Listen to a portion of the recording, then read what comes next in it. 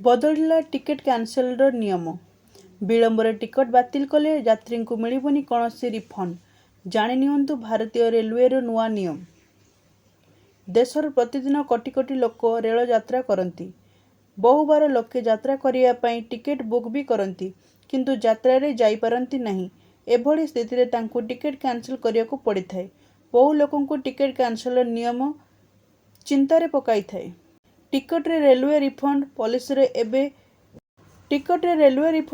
रे एबे हिच एक बड़ धरणर परिवर्तन। एहार प्रभाव कोटी कोटी लोकंक उपरे पड़िबो।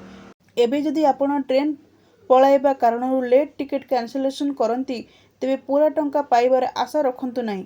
रेलवे नुआ नियम अनुसार ट्रेन चलिबार 8 घंटा पूर्व कैंसल कले टंकाटीए भी मिलबनी। एही परिवर्तन आसंता मासरू लागू हबो। पुराना नियम रे काट अलगा थिला, किंतु एबे सबुकिछि आहुरी कड़ाकड़ी हो जाइछि। जानि नियंतु एही रिफंड को नहीं रेलवे कौन रही नियम।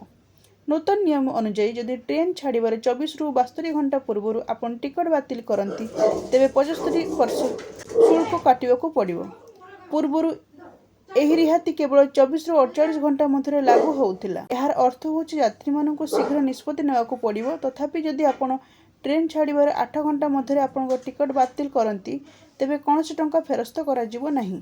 रेल विभाग कहिछि जे यदि किछि परिवर्तन यात्री मानकू समय सीमा मध्य टिकट बातिल करिया को उत्साहित करिवो एवं सीट बुकिंग प्रक्रिया को मध्य सहज अस्पष्ट करिवो। संशोधित नियम अनुसार ट्रेन छाड़िया पूर्व बाकी थिबा समय आधार रे टिकेट बातिल फेरस्त निर्णय करा जिवो।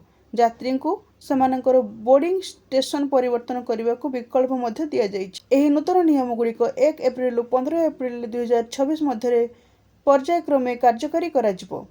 टिकेट सेवार असुविधा आनिबा एवं एजेंट और दलालक द्वारा टिकेट जमाखरी को रखिबा एही पदक्षेप निया जाइछि बोली केंद्र रेल मंत्री अश्विनी वैष्णव कहिसंती। धन्यवाद।